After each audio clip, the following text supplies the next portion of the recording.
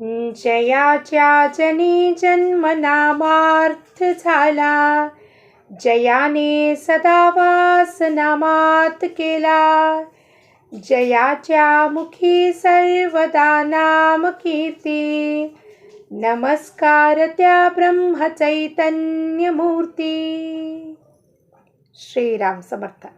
ಎಲ್ಲ ಆತ್ಮಜ್ಯೋತಿಗಳಿಗೆ ಸಾಷ್ಟಾಂಗ ಪ್ರಣಾಮ ಮಾಡುತ್ತಾ ನನ್ನ ಸದ್ಗುರುಗಳಾದ ಶ್ರೀ ಚಂದ್ರಕುಮಾರ್ ಅವರು ದಿವ್ಯ ಚರಣಾರವಿಂದಕ್ಕೆ ಸಾಷ್ಟಾಂಗ ಪ್ರಣಾಮಗಳನ್ನು ಸಲ್ಲಿಸುತ್ತಾ ಇಂದಿನ 21 ಮೇ ಶ್ರೀ ಮಹಾರಾಜರ ಪ್ರವಚನ ಅಟ್ಟಹಾಸದಿಂದ ನಾಮಸ್ಮರಣೆ ಮಾಡಬೇಕು. ಶಬ್ದ ಮುಖ್ಯವಾಗಿರೋದು ಅಟ್ಟಹಾಸ. ಅಟ್ಟಹಾಸ ಅಂದರೆ ಹಠಪೂರ್ವಕವಾಗಿ. ಯಾರು ಹಠ ಮಾಡಬೇಕಿಲ್ಲಿ? ಈ ಮನಸ್ಸು ಹಠ ಮಾಡಬೇಕು.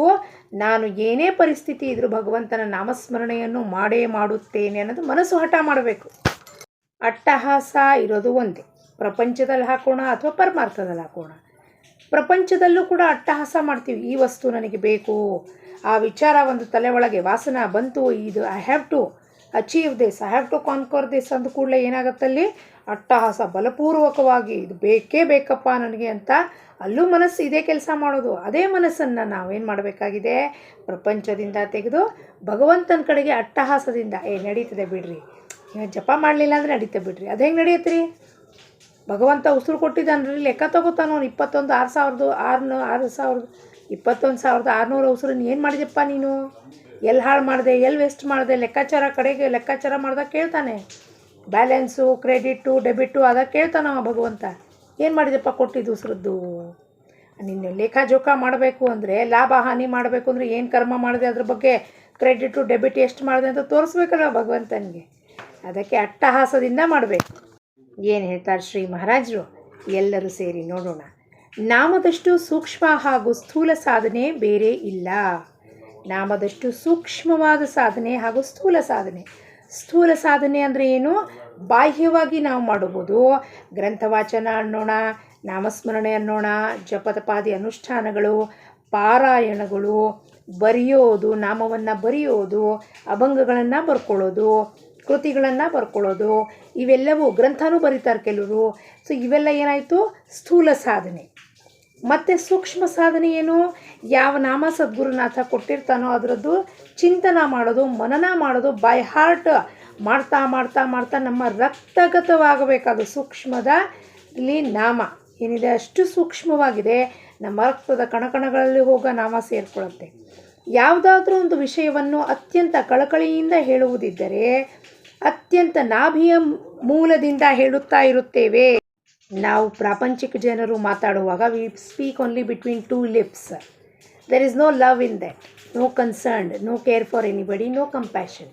ದಯಾಭಾವನೆ ಇಲ್ಲ, ಆರ್ಜವ ಇಲ್ಲ, ಶುದ್ಧತೆ ಇಲ್ಲ. 2 ತುಟಿ ಮಧ್ಯಗಳಲ್ಲಿ ಮೇಲ್ಮೇಲೆ ಗಂಟ್ಲ ಮೇಲಿನ ತುದಿ ಮಾತು ಅಂತಾರೆ. ಏನು? ಹೆಂಗಿದ್ದೀರಾ, ಚೆನ್ನಾಗಿದ್ದೀರಾ ಗಂಟ್ಲು ತುದಿಲ್ಲ. ಆದರೆ ನಾವು ಏನಾದ್ರು ಒಂದು ಮಾತನ್ನು ಕಳಕಳಿಯಿಂದ ಇನ್ನೊಬ್ಬರಿಗೆ ಹೇಳಬೇಕು. ಇಲ್ಲಪ್ಪ ನೀವು ಹಿಂಗೆ ಮಾಡಿರಿ, ಹಂಗೆ ಮಾಡಿರಿ, ನಿಮಗೆ ಒಳ್ಳೇದಾಗತ್ತೆ, ಅಥವಾ ಈಗ ಬರ್ರಿ ಇಲ್ಲಿ ಕರ್ಕೊಂಡು ಹೋಗ್ತೀನಿ ಅಂತ ನಾವು ಕರ್ಕೊಂಡು ಹೋಗಬೇಕು ಅಂದರೆ ಕಳಕಳಿಯಿಂದ ಒಳಗಿಂದ ಬರಬೇಕು ಅಂದಾಗ ಅದು ಎಲ್ಲಿ ಬರುತ್ತೆ? ನಾಭಿಯಿಂದ ಬರುತ್ತೆ. ಫ್ರಮ್ ದ ನೇವಲ್ ಚಕ್ರ ಆಫ್ ದ ಮಣಿಪುರ ಚಕ್ರ ಅನ್ನುತ್ತೇವೆ. ನಾಭಿಯ ಮೂಲದಿಂದ ಹೇಳುತ್ತಾ ಇರುತ್ತೇವೆ ಎಂದು ಅನ್ನುತ್ತೇವೆ. ಅದರಂತೆ ನಾಮವನ್ನು ನಾಭಿಯ ಮೂಲದಿಂದ ತೆಗೆದುಕೊಳ್ಳಬೇಕು. ಏಕೆಂದರೆ ಎಲ್ಲ ವಾಸನೆಗಳ ಉಗಮ ಅಲ್ಲಿಯೇ ಇರುತ್ತದೆ. ನಮ್ಮ ವಾಸನಾ ಡಿಸೈರ್ಸ್ ಎಲ್ಲಿ? ನಾಭಿ ಒಳಗಿರೋದು. ನಾಭಿಯಲ್ಲಿ ವಾಸನಾ ಕೇಂದ್ರ ಇರುವುದು. Naval centre is the heart of all desires. ಅಂದರೆ ಎಲ್ಲ ನಮ್ಮ ವಾಸನಾ ಅಡಕವಾಗಿರೋ ಸ್ಥಾನ. ಏನೇನು ಡಿಸೈರ್ಸ್ ಇರಲಿ, ಒಳ್ಳೇದಿರಲಿ, ಕೆಟ್ಟದಿರಲಿ, ವಿಕಾರಗಳ ಏನೇನಿದಾವೋ ವಾಸನ, ಅವೆಲ್ಲವೂ ಈ ನೇವಲ್ ಸೆಂಟರ್ನಲ್ಲಿ. ಅದಕ್ಕೆ ನಾಮ ಹೆಂಗೆ ತಗೋಬೇಕಲ್ಲಿ? ಹೆಂಗೆ ನಾಮ ಹೇಳಬೇಕಾದ್ರೆ ಜೈ ಜೈ ಶ್ರೀರಾಮ, ಜೈ ಜೈ ಶ್ರೀರಾಮ್ ಅಂದಾಗ ಈ ನಾಭಿ ಎಳಿಬೇಕು. ನಮ್ಮದು ನಾಭಿನಲ್ಲಿ ಖಿಚಾವ್ ಬರುತ್ತೆ. ನಾಭಿನಲ್ಲಿರೋ ಮಸಲ್ಸ್ ಏನಾಗುತ್ತೆ? ರಿಟ್ರ್ಯಾಕ್ಟ್ ಹಿಂಗೆ ಹಿಡ್ಕೊಂಡು ಎಳ್ದಂಗೆ ಆಗುತ್ತೆ. ಆ ರೀತಿಯಲ್ಲಿ ನಾಮ ತಗೋ. ಹಿಂಗೆ ಜೈ ಜೈ ಶ್ರೀರಾಮ, ಜೈ ಜೈ ಶ್ರೀರಾಮ್, ಜೈ ಜೈ ಶ್ರೀ. ಇದು ಬರೀ ತುಟಿದಲ್ಲಿ ಆಗ್ತದೆ, ತುಟಿಯಿಂದ ಹೇಳುವುದಲ್ಲ. ನಾಭಿಯಿಂದ ಪರಾವಾಣಿಯಿಂದ ಶಕ್ತಿ ಹಾಕಿ ಬರಬೇಕದು ನಾಮ. ಶಿವ ಚಿದಂಬರ ಬಂಬರ ಅಂದಾಗ ಇಲ್ಲಿಂದ ಬರಬೇಕಂದ್ರೆ ನಾಭಿಯಲ್ಲಿರೋ ಮಸಲ್ಸ್ ಎಲ್ಲ ಎಳಿತಾವೆ. ನೋಡಿ, ನೀವು ಮಾಡಿ ನೋಡಿ, ನಿಮಗೆ ಗೊತ್ತಾಗುತ್ತೆ. There will be all what will happen. Muscles will be pulled up, ಹೀಗೆ ಎಳ್ಕೊಳತ್ತದ ನಮಗೆ ಒಳಗಿಂದ. ಆ ರೀತಿಯಲ್ಲಿ ನಾಮಸ್ಮರಣೆ ಆಗಬೇಕು. ಈಗ ನಾವು ಜಪ ಮಾಡುವಾಗ ಶಿವ ಚಿದಂಬರ, ಶಿವ ಚಿದಂಬರ, ಶ್ರೀರಾಮ್ ಜನ್ಮ ಜನ್ಮ, ಶ್ರೀರಾಮ್ ಜನ್ಮ ಜನ್ಮ, ಶಿವ ಚಿದಂಬರ, ಶಿವ ಚಿದಂಬರ ಹಿಂಗೆ ಹೇಳಿದ್ರೆ ಏನಾಗುತ್ತೆ, ಎರಡು ತುಟಿ ಮಧ್ಯದಿಂದ ಬರ್ತಿರತ್ತೆ ಅದು. ಶಿವ ಚಿದಂಬರ ಶ್ರೀರಾಮ್ ಅಂದರೆ ಇಲ್ಲಿಂದ ಬರಬೇಕು. ಯಾಕೆಂದರೆ ನಾವು ನಾಮದ ವಾಸ್ತವ್ಯವನ್ನು ಅಲ್ಲಿ ಇಟ್ಟಿದ್ದಾದರೆ ತಾನಾಗಿಯೇ ವಾಸನಾಕ್ಷಯವಾಗುತ್ತದೆ. ಏನು ಒಳಗೆ ನಾಮ ಹೋಗುತ್ತೋ ಅದು ನಾಮ ಒಂದು ದಗೀತ ಅಗ್ನಿ, ಅದು ಶುದ್ಧವಾದ ಅಗ್ನಿ ಥರ ಹೋಗಿ ಅಲ್ಲಿರೋದು ನಮ್ಮ ವಾಸನ ಡಿಸೈರ್ಸ್ ಎಲ್ಲ ಸುಟ್ಟು ಹಾಕ್ಬಿಡುತ್ತದು. ಅಲ್ಲಿಂದ ನಾಮ ಬಂದಾಗ ಹೆಂಗಿರುತ್ತಪ್ಪ, ಅದು ಭಾಳ ಎಕ್ಸ್ಪೀರಿಯನ್ಸ್ ಮಾಡಿ ನೋಡಿ, ಇದನ್ನು ನಿಮಗೆ ಗೊತ್ತಾಗುತ್ತೆ. Keep your hands on your navel and then chant. ನಮ್ಮ ನಾಭಿ ಮೇಲೆ ಕೈ ಇಟ್ಟು ನಿಮ್ಮ ಕೈಯನ್ನು ಇಡಿ, ಆಮೇಲೆ ಚಾಂಟ್ ಮಾಡಿದಾಗ ನೋಡಿ ನೇವಲ್ ಮೇಲೆ ಹೆಂಗೆ ವೈಬ್ರೇಟ್ ಆಗುತ್ತೆ ನೇವಲ್ ಅಂತ. ಇದೆಲ್ಲ ಮಾಡಿಸ್ಯಾರ ಗುರುಗಳು ನಮಗೆ, ಅದಕ್ಕಾಗಿ ಹೇಳ್ತಾ ಇರೋದು. ನಾನು ಮಾಡಿಸಿದ್ದಕ್ಕೆ ಹೇಳ್ತಾ ಇರೋದಿಲ್ಲ, ಗುರುಗಳು ಹೇಳ್ಕೊಟ್ಟಿರೋ ಪಾಠ ಇದೆಲ್ಲ. ಹಿಂದಿನಲ್ಲಿ ಹೇಳುವಾಗ ಗುರುಗಳು ಹೇಳ್ತಿದ್ರು, ಗಧಾ ಮಜ್ದೂರಿ ಕರ್ ರಹೇ ಹೋ ಅಂತ. ಕತ್ತೆ ಮೇಲೆ ಬೋಜ ಹೆಂಗೆ ಇಟ್ಕೊಂಡು ಹೋಗುತ್ತೋ ಹಂಗಾಗತ್ತದು. ನಾಮದ ಸ್ಮರಣೆ ತುಟಿವೆಲ್ಲ ಮಾಡಿದ್ರೆ ಅದರಲ್ಲೂ ಕೆಲಸ ಮಾಡಿದ್ರಿ. ಇದು ನನ್ನ ಮನಸ್ಸು ಮಾತಾಡೋದು. ಅವರು ಗುರು ಕೊಟ್ಟಿರೋ ಸಾಧನೆ ಹೆಂಗಿರುತ್ತಪ್ಪ, ಅದು ಎಲ್ಲಿ ಹೋಗಬೇಕು, ಲಿಂಗ ಶರೀರದಲ್ಲಿ ನಾಮ ಹೋಗಿ ಸ್ಥಾಪನೆ ಆಗಬೇಕು, ಬೀಜ ಶರೀರವನ್ನು ಸುಟ್ಟು ಹಾಕಬೇಕು. ಆ ರೀತಿಯಲ್ಲಿ ಕೋಟಿ ನಾವು ಜಪ ಮಾಡಿದ್ದೆ ಆದರೆ, ಲಕ್ಷಾನು ಜಪ ಮಾಡೋದು ಆದರೂ ಅದು ಹೋಗಿ ಸೀದಾ ಒಳಗೆ ಹೋಗಿ ಪರಾವಾಣಿಯಲ್ಲಿ ಸೇರ್ಕೋಬೇಕದಷ್ಟು. ಆ ರೀತಿಯಲ್ಲಿ ನಾಮಸ್ಮರಣೆ ಮಾಡಬೇಕು ಅಂತ ಸಾಧನೆ ಕೊಟ್ಟಿರ್ತಾರೆ ಗುರುಗಳು. ಬರೀ ಹೀಗೆ ಕೇರೋದ್ರೆಲ್ಲ ಹವಾದಲ್ಲಿ ಹಾರು ಹೋದಂಗೆ ನಾಮಸ್ಮರಣೆ ಮಾಡುವಂಥ ಶಕ್ತಿ ಹಾಕಿರೋದಿಲ್ಲ ಅವರು. ಹಾಗಾಗಿ ನಾವು ಸಬೂಬು ಅಥವಾ ಜಸ್ಟಿಫೈ ಮಾಡಿದ್ರೆ, ನನ್ನ ಮನಸ್ಸು ಮಾತು ಒಪ್ಕೋತಾ ಇಲ್ಲ, ನನ್ನ ಕೈಯಲ್ಲಿ ಆಗ್ತಾ ಇಲ್ಲ ಹಂಗೆ ಮಾಡಲಿಕ್ಕೆ, ಅದು ಜಸ್ಟಿಫೈ ಮಾಡೋಕ್ಕೆ ಶುರು ಮಾಡುತ್ತೆ. ಹೀಗೆಲ್ಲ ಹಂಗಿದ್ರೂ ಕೆಲಸ ಮಾಡುತ್ತೆ ಬಿಡ್ರಿ, ಹಂಗಿದ್ರೂ ಕೆಲಸ ಮಾಡುತ್ತೆ. ಗುರು ಯಾವ ಉದ್ದೇಶದಿಂದ ಕೊಟ್ಟಿದ್ದಾನೆ ಆ ರೀತಿಯಲ್ಲಿ ಕೆಲಸ ಮಾಡುವುದಿಲ್ಲ.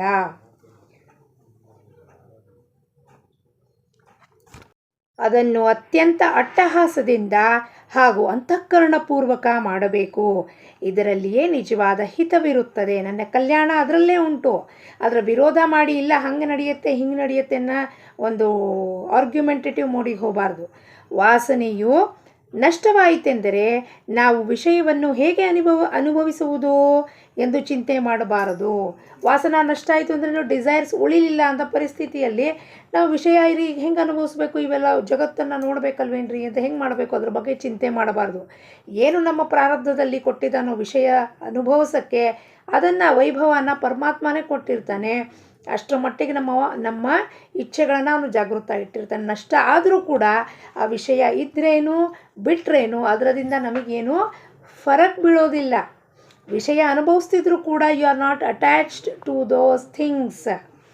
ಭಗವಂತನ ಸತ್ತೆಯನ್ನು ತಿಳಿದರೆ ಅವನನ್ನು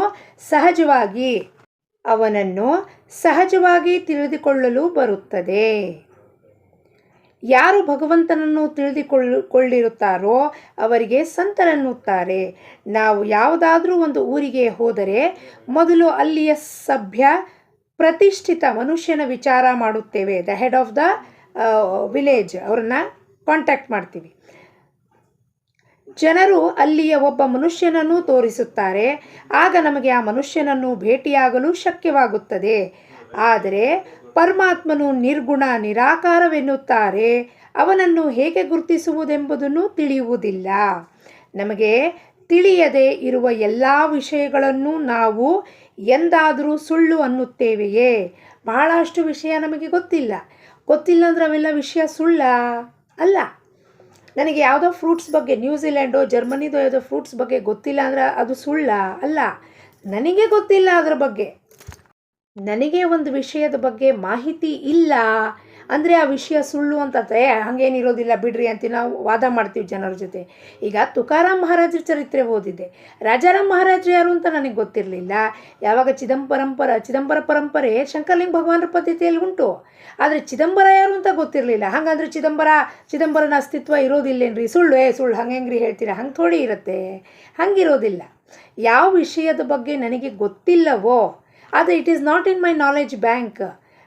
ಇದರಲ್ಲಿದೆ ಚಿದಂಬರ ಹೆಸರು ಗೊತ್ತಿದೆ, ಬಟ್ ಚಿದಂಬರ ಯಾರು, ಅವನ ಸ್ಟೋರಿ ಏನು, ಅವತಾರ ಕಥೆ ಏನು ಅದು ನನಗೆ ಗೊತ್ತಿರಲಿಲ್ಲ. ಹಾಗೆ ತುಕಾರಾಮ್ ಮಹಾರಾಜರದ್ದು ಇನ್ನೊಂದು ಅವತಾರ ರಾಜಾರಾಮ್ ಮಹಾರಾಜರು ಅಂತ ಗೊತ್ತಿರಲಿಲ್ಲ. ಸೊ ಆ ವಿಷಯ ಸುಳ್ಳಾಗತ್ತಾ? ಅಲ್ಲ, ಆ ವಿಷಯ ಅಲ್ಲಿದೆ. But I don't have knowledge about those things. ಅದನ್ನು ಪರಮಾತ್ಮನೇ ಗೋಚರ ಮಾಡಿಕೊಡೋದು. ಆಯಾ ಸಮಯಕ್ಕೆ ನಮಗೆ ಆಯಾ ಸ್ಥಾನದಲ್ಲಿ ಕಳಿಸಿ ಅವ್ರವ್ರ ಬಗ್ಗೆ ತಿಳಿಸ್ಕೊಡೋದು ಪರಮಾತ್ಮನೇ. ನಮಗೆ ಇರುವ ತಳಮಳವು ಭಗವಂತನ ಅಂದರೆ ಪೂರ್ಣತ್ವದ ತಳಮಳವೂ ಆಗಿರುತ್ತದೆ. ನಮಗೆ ಒಳಗಿಂದ ಭಗವಂತನೇ ಬೇಕಾಗಿರ್ತಾನೆ. ಆದರೆ ಹೊರಗಡೆ ಪ್ರಪಂಚದಲ್ಲಿ ಸಿಕ್ಕಾಕ್ಕೊಂಡು ಒಂದು ವಸ್ತು ನಾವು ತೊಗೊಂಬರ್ತೀವಿ ಅಂದ್ಕೊಳ್ಳೋಣ. ಒಂದು ವಸ್ತು ಟಿ ವಿ ತೊಗೊಂಬಂದ್ವಿ. ಟಿ ವಿ ತೊಗೊಂಡ್ಮೇಲೆ ಮೊದಲು colour T V, black and white ಇತ್ತು. ಆಮೇಲೆ ಕಲರ್ ಬಂತು, ಬರೀ ದೂರದರ್ಶನ್ ಬರ್ತಿತ್ತು. ಆಮೇಲೆ ಒಂದೇನೋ 4-5 ಚಾನಲ್ ಹಾಕಿದ್ರು. ಆಮೇಲೆ ಕಲರ್ ಟಿ ವಿ ಇಂಟ್ರೊಡ್ಯೂಸ್ ಮಾಡಿದ್ರು. ಕಲರ್ ಟಿ ವಿಯಿಂದ LCDನೋ ಮತ್ತೇನೋ ಪ್ಲಾಸ್ಮಾ ಟಿ ವಿನೋ LED ಏನೋ ಇಂಟ್ರೊಡ್ಯೂಸ್ ಮಾಡಿದ್ರು. ಅದನ್ನೆಲ್ಲ ಖರೀದಿ ಮಾಡ್ತಾ ಹೋದ್ವಿ. ಆದರೆ ಪಿಕ್ಚರು, ಮೂವಿ ಏನೇನು ಬರಬೇಕಾಗಿದೆಯೋ ನ್ಯೂಸು ಅದೇ ಬರುತ್ತೆ. ಅದರಲ್ಲಿ ಬದಲಾವಣೆ ಆಗಿಲ್ಲ. ಬದಲಾವಣೆ ಯಾತ್ರಲ್ಲಾಯಿತು, size of the T V, framework of the T V, ಮತ್ತು ರಿಮೋಟ್ ಬಂತು. ಮೊದಲು ಕೈಯಿಂದ ಹಿಂಗೆ ಆನ್ ಆಫ್ ಮಾಡ್ತಿದ್ವಿ. ಆದರೆ ಆ ವಸ್ತುಗಳೆಲ್ಲ ತಂದರು, ನಮಗೆ ಸಮಾಧಾನ ಆಯಿತಾ? ಇಲ್ಲ. ನಾವು ಅಂದ್ಕೊಂಡು ಈ ವಸ್ತು ಪ್ರಾಪ್ತಿ ಆಯಿತು ಅಂತ ಆನಂದ ಆಗತ್ತೆ. ಇಲ್ಲ, ನಿಜವಾದ ಆನಂದ ನನಗೇನಿದೆ, ಒಳಗೆ ಭಗವಂತ ಬೇಕು ಅನ್ನೋದು ಅಡಕವಾಗಿದೆ. ಆದರೆ ಗೊತ್ತಾಗ್ತಿಲ್ಲ, ಅದು ನಮಗೆ ತಿಳಿತಾ ಇಲ್ಲ. ನಮಗೆ ಹತ್ರ ತಳಮಳ ಉಂಟು. ನಾವೇನು ಹೇಳ್ತೀವಿ, ಯಾಕ್ರಿ ಮತ್ತು ದೊಡ್ಡ ಟಿ ವಿ ತೊಗೊಂಡಿದ್ದೀರಾ ನಿಮ್ಮ ಮನೆಯಲ್ಲಿ? ಗೊತ್ತಿಲ್ಲ ರೀ, ಅವ್ರ ಮನೆಯಲ್ಲಿ ನೋಡಿದ್ವಿ ಭಾಳ ದೊಡ್ಡ ಚೆನ್ನಾಗಿತ್ತು, ಅದಕ್ಕೆ ನಾವು ನಮ್ಮ ಮನೆ ಅಂದರೆ ನಮಗೆ ಗೊತ್ತಿಲ್ಲ ನಮಗೆ ಹತ್ರ ತಳಮಳ ಉಂಟು ಅಂತ. ಅವ್ರ ಮನೇಲಿ ದೊಡ್ಡ ಫ್ರಿಜ್ ಇತ್ತು, ನಾವು ಒಂದು ದೊಡ್ಡ ಫ್ರಿಜ್ ಹೊತ್ಕೊಂಬಂದ್ವಿ. ₹1,00,000 ಫ್ರಿಜ್ ಇದೆ ರೀ ನಮ್ಗೆ. ಯಾಕೆ ತೊಗೊಂಬಂದ್ರಿ? ಇರೋದು ಸಾಮಾನು ಅಂತೂ 4 ಸಾಮಾನು ಇಡ್ತೀರಾ, ಮುಸುರೆ ಇಡೋದಿಲ್ಲ, ಮತ್ತು ಏನು ಇಡೋದಿಲ್ಲ, ಅನ್ನ ಇಡೋದಿಲ್ಲ, ಯಾಕೆ ತಂದ್ರಿ? ಇಲ್ಲ, ನಾವು ಅವ್ರ ಮನೆಗೆ ಹೋಗಿದ್ವಲ್ಲ, ಅಲ್ಲಿ ನೋಡಿದ್ವಿ ಭಾಳ ದೊಡ್ಡ ಫ್ರಿಜ್ ಇತ್ತು, ನನಗೂ ಇಷ್ಟ ಆಯಿತು, ತೊಗೊಂಬಂದೆ. So basically you don't know what is actually you want. Simply ಹೊರಗಡೆ ನೋಡುತ್ತೆ ಮನಸ್ಸು, ಅವ್ರು ಇವ್ರನ್ನ ನೋಡೋದು, ಅವ್ರು ಇವ್ರನ್ನ ಕಾಪಿ ಮಾಡೋದು, ಸಾಮಾನು ಹೊತ್ಕೊಂಬರೋದು, ಅದನ್ನು ಕ್ಲೀನ್ ಮಾಡಲಿಕ್ಕಾಗೋದಿಲ್ಲ. ಆಮೇಲೆ ನಮಗಿರುವ ಹೆಣ್ಮಕ್ಳಿಗಿರುವ ಒಂದು ಜಡ್ಡು ಜಾಪತ್ರೆಗಳು ವಯಸ್ಸನುಸಾರವಾಗಿ ಏನೇನು ಆಗ್ತಾವೋ ಅದರಲ್ಲಿ ನಮಗೆ ಸಂಭಾಳಿಸ್ಲಿಕ್ಕಾಗೋದಿಲ್ಲ. ಆ ಉದ್ವೇಗದಲ್ಲಿ ನಮಗೆ ಸಿಟ್ಟು ಬರ್ತಾ ಇರುತ್ತೆ. ಸೊ ಇದೆಲ್ಲ ನೋಡಿದಾಗ ಏನಾಗುತ್ತೆ, ತಳಮಳ ಯಾತ್ರ ತಳಮಳ ಉಂಟು ನಮಗೆ. ಒಳಗೆ ಭಗವಂತ ಅಪ್ಪ ಸಾಕಪ್ಪ ಇವೆಲ್ಲ ಏನು ಬೇಡ ಅಂತ ಇರ್ತದೆ ಮನಸ್ಸದು. ನಾಸ್ತಿಕನಿಗೂ ಕೂಡ ಪೂರ್ಣತ್ವದ ಕಡೆಗೆ ಒಲವು ಇರುತ್ತದೆ.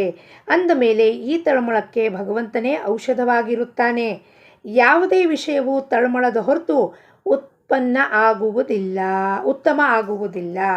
ಯಾವುದೇ ವಿಷಯವು ತಳಮಳ, ಒಂದು ಡಿಗ್ರಿ ಹಾಸಿಲ್ ಮಾಡಬೇಕು ಅಂದ್ರೆ ಅದ್ರ ಬಗ್ಗೆ ತಳಮಳ ಇರಬೇಕು. ಮುಂದೆ ಬಹಳ ಹೆಚ್ಚು ಓದಬೇಕು, ಒಂದು ದೊಡ್ಡ ಸಿಂಗರ್ ಆಗಬೇಕು, ಡ್ಯಾನ್ಸರ್ ಆಗಬೇಕು ಅಂದರೆ ಒಳಗೆ ತಳಮಳ ಇರಬೇಕು ಅದ್ರ ಬಗ್ಗೆ. ಅಂದರೆ ಅದ್ರ ಬಗ್ಗೆ ಪ್ಯಾಷನ್ ಇರಬೇಕು. ಆವಾಗಲೇ ಆ ಕಾರ್ಯಗತವಾಗಿ ಅದು ಮ್ಯಾನಿಫೆಸ್ಟ್ ಆಗಿ ನಮ್ಮ ಕೈಗೆ ಅದು ಕೈಗೂಡುತ್ತಾ ಕೆಲಸ. ಇಲ್ಲಾಂದರೆ ಆಗುವುದಿಲ್ಲ. ಪ್ರತಿಯೊಂದು ಜೀವಕ್ಕೂ ತಳಮಳ ಇರುತ್ತದೇನೋ ನಿಜ, ಆದರೆ ಅದು ಏತಕ್ಕಾಗಿ ಇರಬೇಕು ಎಂಬುದು ತಪ್ಪುತ್ತಿರುತ್ತದೆ. ಏತಕ್ಕಾಗಿ ಬೇಕು? ಒಂದು ಸಿಂಗರ್ ಆದ್ವಿ, ಡ್ಯಾನ್ಸರ್ ಆದ್ವಿ, ಅದು ಲಿಮಿಟೆಡ್ ಪೀರಿಯಡ್ ಆಫ್ ಟೈಮಿಗಿರೋದು. Name, fame and show is everything limited. Unlimited ಅಲ್ಲ. Unlimited is realising the divinity within us. What is unlimited? You are eternal. ಈ ತಳಮಳವು ವಿಷಯಕ್ಕಾಗಿ ಇರುವುದರಿಂದಲೇ ಜೀವಕ್ಕೆ ನಿಜವಾದ ಸಮಾಧಾನ ಸಿಗುವುದಿಲ್ಲ. ವಿಷಯಕ್ಕೆ ತಳಮಳ ಉಂಟು, ಅದಕ್ಕೆ ಸಮಾಧಾನ ಒಳಗಾಗಲ್ಲ. ಒಂದು ವಸ್ತು ಬಿಟ್ಟ ಮೇಲೆ ಇನ್ನೊಂದು. ನೋಡಿರಿ, ಕೆಲವರು ಅವರು ಒಂದು ವಿಡಿಯೋ ನೋಡ್ತಾ ಇದ್ದೆ, ಅದರಲ್ಲಿ ಅವರು ಲತಾ ಮಂಗೇಶ್ಕರ್ ಹೇಳ್ತಾರೆ ಕಡೆಗೆ ಇಷ್ಟೊಂದೆಲ್ಲ ನನ್ನ ಹತ್ರ ಆಸ್ತಿ ಅಂತಸ್ತು ಪ್ರಾಪರ್ಟಿ ಉಂಟು, ಆದರೂ ಕಡೆಗೆ ಒಂದು ಹಾಸ್ಪಿಟ್ಲಿಂದ ಒಂದು ಸಣ್ಣ ರೂಮಲ್ಲಿ ನನಗೆ ಸೇರಿಸಿಟ್ಟಾರೆ. ಎಷ್ಟು ದೊಡ್ಡ ಬಂಗಳೂರಿನಲ್ಲಿ ಇರೋರು. ಅಂದರೆ ಕಡೆಗೆ ಈ ಆಸ್ತಿ ಪಾಸ್ತಿನೂ ಕೆಲಸಕ್ಕೆ ಬರೋದಿಲ್ಲ. ಜೀವ ಹೋಗಬೇಕಾದ್ರೆ ಹೋಗೇ ಹೋಗುತ್ತದೆ. ಆಸ್ತಿ ಅಂತಸ್ತು ನೋಡಿ, ಅಲ್ಲೇನು ದೊಡ್ಡ ಹಾಸ್ಪಿಟ್ಲಲ್ಲಿ ದೊಡ್ಡ ದೊಡ್ಡ ರೂಮ್ ಕೊಟ್ಟರೂ ಕೂಡ ನನ್ನ ಮನೆಗಿಂತ ರೂಮ್ ಸಣ್ಣದೇನಾ? ಬಂಗಾರ, ಬೆಳ್ಳಿ, ಡೈಮಂಡ್ಸು ಎಲ್ಲ ಇಲ್ಲೇ ಬಿಟ್ಟು ಹೋಗಬೇಕು ಅಂದರೆ ಇದರದ್ದೇನೂ ಉಪಯೋಗ ಇಲ್ಲ ಅಂತ ಕಡೆಗೆ ಅವರು ಹೇಳೋದ್ರು. ಅವ್ರದ್ದೊಂದು ವಿಡಿಯೋ ನೋಡಿದ್ದಾಗ ಅದರಲ್ಲಿ ಅವರು ಹೇಳಿದ್ದಾರೆ, ನಮ್ಮ ಜನ್ಮವು ವಾಸನೆಯಲ್ಲಿ ಆಗುತ್ತದೆ. ಆದ್ದರಿಂದ ವಾಸನಾ ತೃಪ್ತಿಯ ತಳಮಳವು ಸ್ವಾಭಾವಿಕವಾಗೇ ಇರುತ್ತದೆ. ಆ ವಾಸನಾ ತೃಪ್ತಿಗೆ ತಳಮಳವು ಸ್ವಾಭಾವಿಕವಾಗಿ ಇರುತ್ತದೆ. ಹಾಗಾಗಿ ಏನೇ ಉಪಾಧಿಗಳು ನಾವು ಇಲ್ಲಿ ಗಳಿಸಿದ್ರೂ ಆ ಉಪಾಧಿಗಳೆಲ್ಲ ಇಲ್ಲಿ ಬಿಟ್ಟೇ ಹೋಗಬೇಕು. ಅಂದಮೇಲೆ ಏತಕ್ಕಾಗಿ ಇರಬೇಕಪ್ಪ ಈ ತಳಮಳ? ಈ ತಳಮಳ ಏನು ಮಾಡಬೇಕು ನಾವು? ಭಗವಂತನ ಕಡೆಗೆ. ಈ ತಳಮಳವನ್ನು ವಿಷಯದ ಕಡೆಯಿಂದ ತೆಗೆದು ಭಗವಂತನ ಕಡೆಗೆ ಹಚ್ಚುವುದರಲ್ಲಿಯೇ ಮನುಷ್ಯನ ನಿಜವಾದ ಕರ್ತೃತ್ವವೂ ಇರುತ್ತದೆ. ನಿಜವಾದ ಕರ್ತೃತ್ವ ಯಾತ್ರಲ್ಲಿದೆಯಪ್ಪ?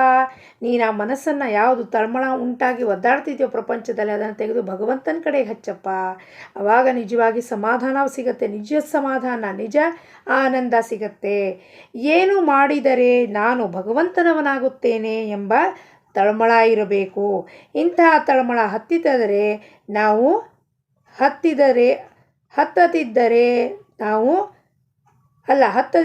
ನಾವು ತಪ್ಪಿದಂತೆ. ನಮಗಿಂತ ತಳಮಳ ಹತ್ತಲಿಲ್ಲ ಅಂದರೆ ನಮ್ಮ ರಸ್ತೆ ತಪ್ಪಿದೆ. ವಾಪಸ್ ನಮ್ಮ ರಸ್ತೆಯಿಂದ ನಮ್ಮ ಬ್ಯಾಕ್ ಟು ಸೋರ್ಸಿಗೆ ನಾವು ವಾಪಸ್ ಬರಬೇಕು.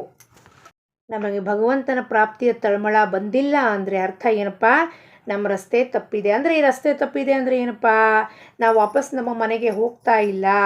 ನಮ್ಮ ವಾಪಸ್ ಮನೆಗೆ ಹೋಗಲಾರ್ದಲೇ ಪುನರಪಿ ಜನನಂ ಪುನರಪಿ ಮರಣಂ ಚಕ್ರದಲ್ಲಿ ಸಿಕ್ಕಾಕೊಂಡು ಪುನಃ ನಾವಿಲ್ಲಿ ಗರ್ಭವಾಸದಲ್ಲಿ ಬಂದು ಈ ಕರ್ಮವನ್ನು ಅನುಭವಿಸ್ಲಿಕ್ಕೆ ಬರಬೇಕಾಗತ್ತೆ. ಅದು ಬೇಡ.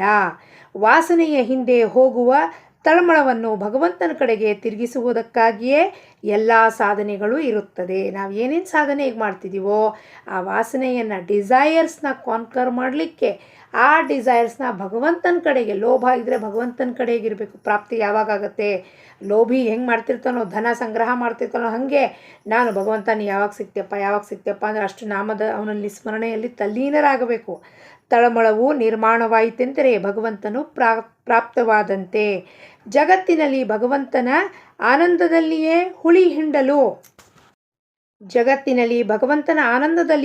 ಹಿಂಡಲು ಸಮರ್ಥವಾದ ದುಃಖವೂ ಯಾವುದೂ ಇಲ್ಲ.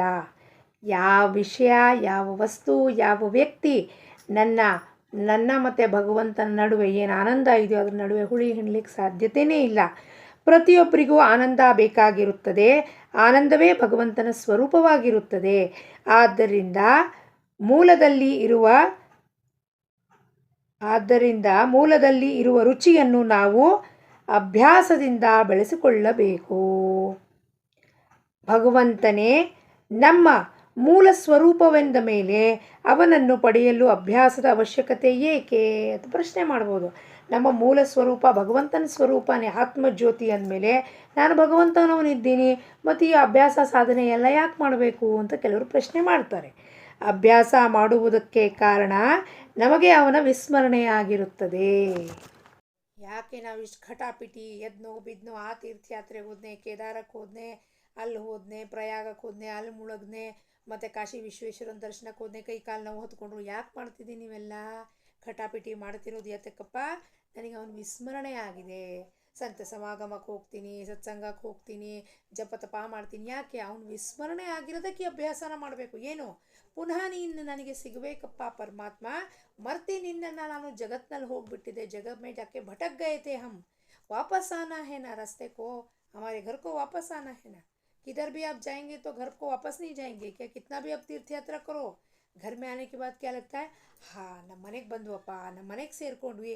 ನಮ್ಮ ಮನೆ ಅಂಥ ಜಾಗ ಎಲ್ಲೂ ಇಲ್ಲ. ಸಣ್ಣದಿದ್ರೇನು ದೊಡ್ಡದಿದ್ರೇನು, ನಮ್ಮ ಮನೆ ನಿಜವಾದ ಮನೆ ಏನೋ ಭಗವಂತನ ಹತ್ತಿರ, ಅವನಲ್ಲಿ ಒಂದಾಗುವುದು ನಮ್ಮ ನಿಜ ಮನೆ. ಅಲ್ಲಿ ಸೇರ್ಕೋಬೇಕು. ಏನು? ಶಾಶ್ವತ ಸಮಾಧಾನದಲ್ಲಿ, ಶಾಶ್ವತ ಆನಂದದಲ್ಲಿ ನಾವು ಹೋಗಿ ಸೇರಿಕೊಂಡಾಗ that is the real truth. ನೋಡಿ, ವಿಚಾರ ಮಾಡಿ. ಈಗ ನಾವೆಲ್ಲೋ ಮಾರ್ಕೆಟಿಂದ ಹೋಗಿ ಬರ್ತೀವಿ, ಯಾವುದೋ ಫಂಕ್ಷನಿಂದ ಹೋಗಿ ಬರ್ತೀವಿ.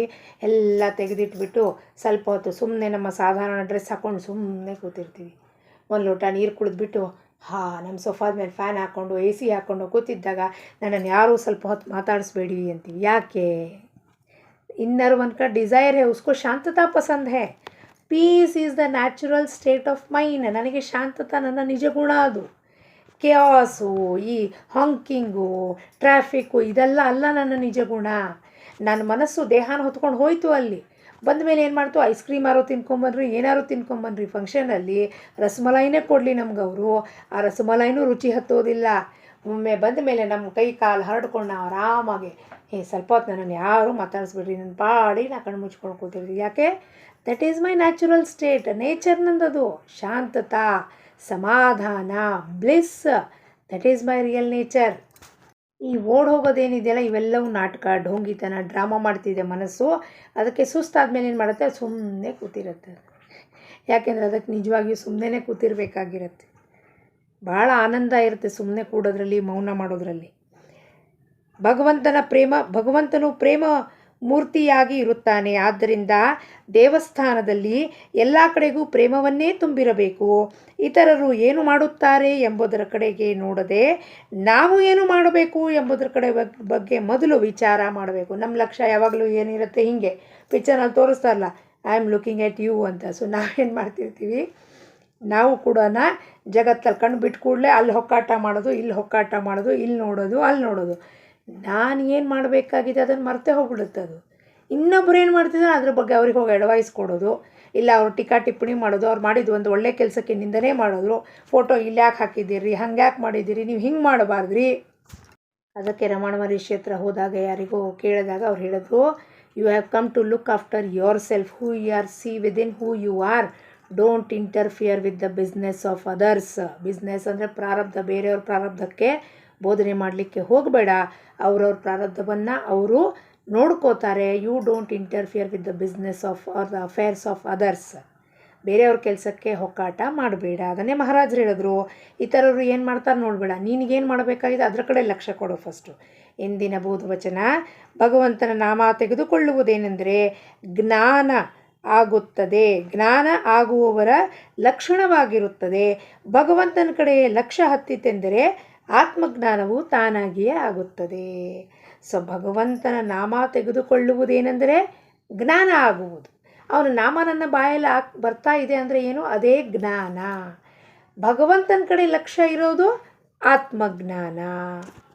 ಅದಕ್ಕೆ ಗುರು ಬಂದು ಮೊದಲನೇ ಹೇಳ್ದ, ಏನಪ್ಪ ಇದು ಕಷ್ಟ ಸಾಧ್ಯ ಅಲ್ಲ, ಸುಸಾಧ್ಯ. ಏನು, ನಿನ್ನ ಬಾಯಲ್ಲಿ ಭಗವಂತನ ನಾಮ ಬರ್ತಾ ಇದೆ, ನಿನಗೆ ಭಗವಂತನ ಬಗ್ಗೆ ತಿಳ್ಕೋಬೇಕು ಅನ್ನೋದು ಒಂದು ಅಟ್ಟಹಾಸ ಉಂಟು, ಹವ್ಯಾಸ ಉಂಟು. ಹಾಗಾಗಿ ಆ ತಳಮಳ ಏನಿದೆ ಆ ತಳಮಳವೇ ಜ್ಞಾನ ಆಗಿರುತ್ತದೆ. ಭಗವಂತನ ಬಗ್ಗೆ ತಿಳ್ಕೋಬೇಕು, ಅದೇ ಜ್ಞಾನ. ಭಗವಂತನ ಸತ್ತ ನಡೆಯುತ್ತದೆ ಅಂತ ಒಮ್ಮೆ ಗೊತ್ತಾಯಿತು ಅಂದರೆ ಅದೇ ಜ್ಞಾನ. ಅವನ ಕಡೆ ಸದಾ ಲಕ್ಷ್ಯ ಒಳಗಿರುವುದು, ಅದು ಆತ್ಮಜ್ಞಾನ. ಜ್ಞಾನ ಮತ್ತು ಆತ್ಮಜ್ಞಾನ ಅಂದರೆ ಆತ್ಮಜ್ಞಾನ ಅನ್ನೋಣ, ಸಾಕ್ಷಾತ್ಕಾರ ಅನ್ನೋಣ, ಮೋಕ್ಷ ಅನ್ನೋಣ, ನಾವು ಏನಾದ್ರು ಶಬ್ದ ಹಚ್ಚಿದ್ರೂ ಕೂಡ ಅದು ತಾನಾಗಿ ಆಗುತ್ತದೆ. ಅಲ್ಲಿ ಏನೂ ಕಷ್ಟಪಡಬೇಕಾಗಿಲ್ಲ ಅಂತ ಹೇಳ್ತಾನೆ ಗುರುನಾಥ. ಅದು ತಾನಾಗಿ ಆಗುತ್ತಪ್ಪ. ಬಟ್ ನಿನ್ನ ಲಕ್ಷ್ಯ ಯಾವಾಗಲೂ ನಾಮದ ಮೇಲೆ ಇರಬೇಕು, ಅವನ ಕಡೆ ಇರಬೇಕು, ನಾಮದ ಮೇಲೆ ಇರಬೇಕು, ನಾಮ ಬರ್ತಿರಬೇಕು, ಇಲ್ಲ ಅವನ ಕಡೆ ಲಕ್ಷ್ಯ ಇರಬೇಕು. ಅವಾಗೇನಾಗುತ್ತೆ, ನೀನು ಮೋಕ್ಷಕ್ಕೆ ಅಧಿಕಾರಿಯಾಗಿ ಮೋಕ್ಷವನ್ನು ಪಡೆದು ಸುಖಿ ಆಗ್ತೀಯಪ್ಪ ಅಂತ ಹೇಳುತ್ತಾ, ಜಾನಕಿ ಜೀವನ ಸ್ಮರಣ. ಜೈ ಜೈ ರಾಮ್. ಲೋಕಾಹ ಸಮಸ್ತಾಹ ಸುಖಿನೋ ಭವಂತು.